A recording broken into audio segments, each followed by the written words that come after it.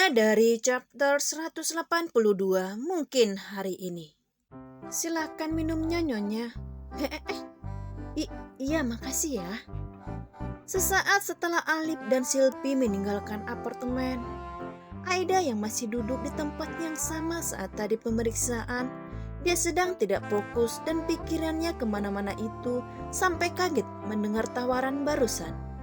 Maaf ya nyonya, saya mengagetkan Anda. Oh enggak, kayaknya tadi aku cuma nggak konsentrasi aja deh.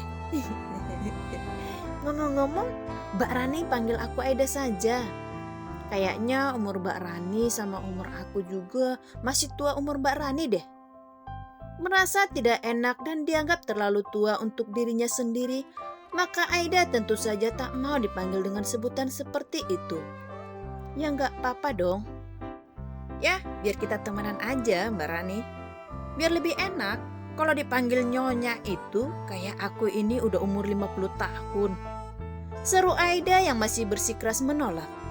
Baiklah, kalau begitu saya akan panggil Mbak Eda aja ya.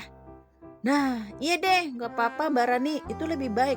Soalnya kalau aku dipanggil kayak tadi, aku jadi deg-degan. Aida sedikit mencairkan suasana sebelum dia menyeruput minumannya. Wah, enak banget jahenya anget. Makasih ya Mbak Rani. Iya, apa mau disiapkan sekarang makan siangnya? Sebenarnya sudah ada sih makan siang di kulkas tuh. Cuman perlu diangetin aja, ada 2 porsi. Dan itu bisa kita makan berdua. Buat Mbak Rani 1, buat aku 1. Jadi kalaupun mau masak, kita tinggal masak nanti malam aja. Gimana? Oh ya sudah, kalau begitu saya hangatkan dulu ya. Lega Aida, akhirnya dia diberikan lagi waktu sendiri sehingga dia bisa berpikir. Kebakaran pabrik di Kudus, jadi ini yang terjadi. Dan kakek masuk rumah sakit karena serangan jantung. Aku harusnya melihat berita sebelum aku marah-marah. Mata Aida kembali pada layar handphonenya yang retak itu. Selepas kedua dokter tadi pergi, dia mengecek sendiri apa yang terjadi dengan perusahaan karena tadi tidak enak kalau harus bertanya pada keduanya. Apa yang sudah kukatakan padanya? Dan mungkin sekarang dia sedang mengurus ini bukan? Aida tentu tidak berpikir kalau Reiko pergi ke Abu Dhabi. Aku rasa dia pasti pusing sekali mengurus urusan pabrik ini. Belum lagi menjaga kakeknya. Makanya dia mengirim perawat untuk menjagaku. Lagi pula ini juga karena keinginanku sendiri yang meminta dia untuk tidak lagi dekat-dekat denganku kan. Kata orang, rasa menyesal itu hadirnya belakangan. Dan ini sama seperti yang dirasakan oleh Aida. Ini sudah dihangatkan Mbak Aida. Silakan dimakan dulu. Terima kasih ya. Dan untuk pertama kalinya, Aida juga memakai meja makan yang selalu dihindarinya itu karena rasa tak enaknya kepada Rani. Sesuap demi sesuap makanan itu masuk ke dalam mulutnya. Apakah 3 hari lagi dia akan kembali? Makanya perawat ini hanya tinggal di sini selama 3 hari. Aida hanya menebak-nebak karena memang dia tak tahu jadwal Reiko. Dan bukan menikmati makannya, justru pikiran inilah yang mengganggu dalam benaknya. Kalau begini ceritanya, aku harus berusaha sabar dulu selama 3 harian. Sampai dia kembali dan aku punya waktu untuk bicara dengannya, begitu kan? Aku tetap harus minta maaf, karena aku tidak tahu apa yang terjadi. Dan aku sudah marah-marah padanya. Ya ampun, aku benar-benar bodoh. Aida tidak punya nomor telepon Reiko dan dia juga tidak ada keinginan untuk meminta nomor itu pada siapapun. Karena itulah dia berusaha untuk bersabar. Mbak Aida hendak tidur. Apa karena terganggu saya tidur di sebelahnya? Aida sengaja menyuruh Rani untuk tidur di kamarnya karena merasa tempat tidur itu cukup untuk mereka berdua. Lagi pula, dia juga bisa mengobrol untuk menghilangkan semua rasa sedih dan perasaan tak nyaman dalam hatinya. Tapi yang ada sudah tengah malam juga, dia memang tetap tak bisa tidur. Hanya mengulik handphonenya saja yang bahkan grade-nya masih di bawah handphone sang perawat. Belum bisa tidur? Kamu tidur aja dulu. Kalau aku memang biasa begini, jarang tidur cepat. Maaf ya, apa aku mengganggumu? Saya yang khawatir sama Mbak Aida. Gak apa-apa kok, Biasanya malah aku nggak tidur gara-gara nonton drakor sama Dracin. Oh, kalau begitu kita sama. Kalau di klinik lagi kosong kan pas lagi jaga malam. Namanya juga klinik 24 jam punyanya Dokter Sylvie dan Dokter Alif. Aku juga sering nonton drakor. Nah, kalau gitu kita nonton aja sekarang. Bukan kebiasaan Aida untuk begadang, tapi itulah yang terjadi.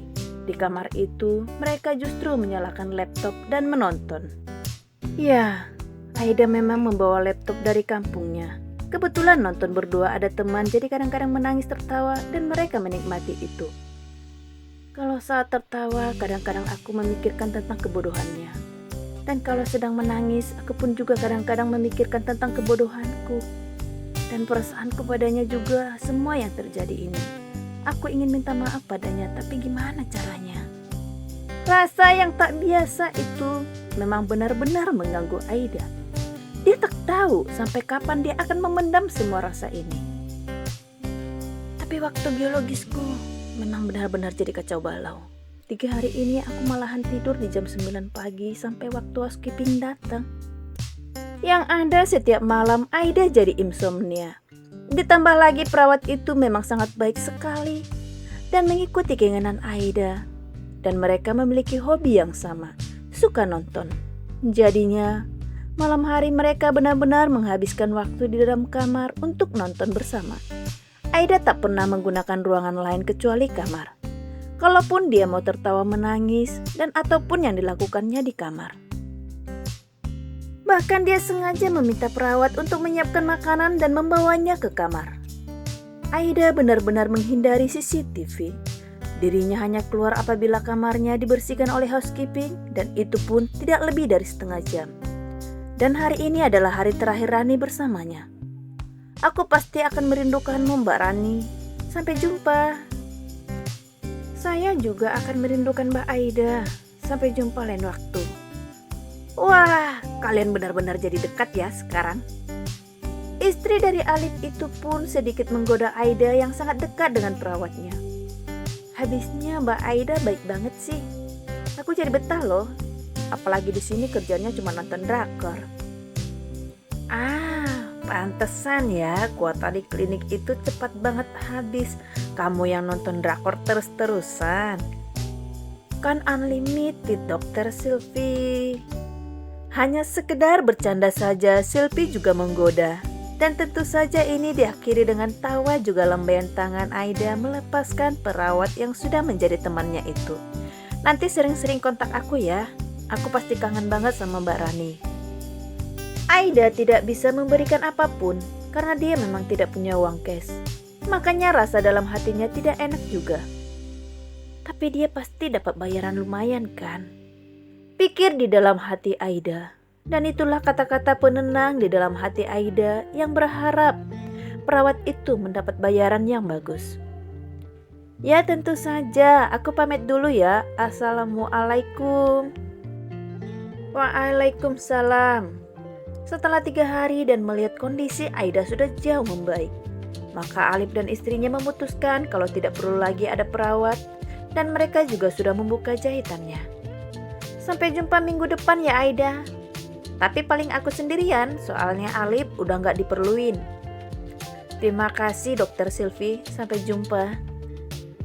Hanya akan ada kontrol sekali lagi minggu depan. Dan setelah itu tidak ada lagi treatment apapun kalau dirasa Aida sudah benar-benar sembuh. Dan itulah kata-kata terakhir sebelum Aida menutup pintunya. Ini sudah 3 hari, apakah dia pulang hari ini? Aida juga tidak tahu, tapi dia memang menunggu sambil menunjukkan sikap cueknya.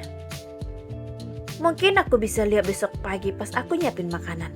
Mungkin pura-pura bikin makanan untuk aku sendiri. Kalau dia sudah pulang, dia pasti turun kan? Aida hanya menebak-nebak. Sepi sekali di ruangan itu. Sudah tidak ada siapa-siapa lagi. Palingan hanya ada housekeeping yang datang di waktu tengah hari.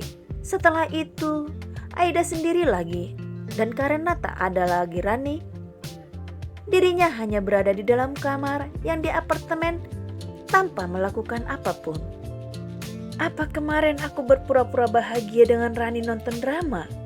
Soalnya aku jadi gak bersemangat gini. Pikir dalam hati Aida yang memilih untuk tidur saja.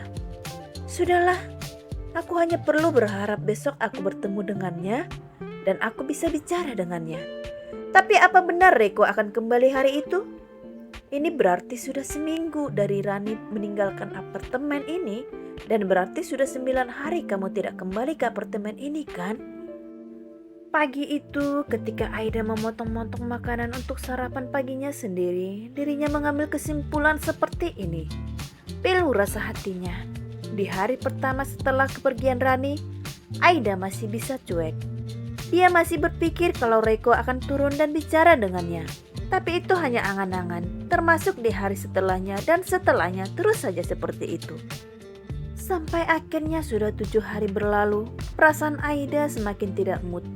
Tapi masih ada harapan di dalam hatinya ketika dia memikirkan sesuatu. Apa mungkin kamu akan pulang nanti siang bebarengan dengan Dokter Sylvie akan memeriksaku?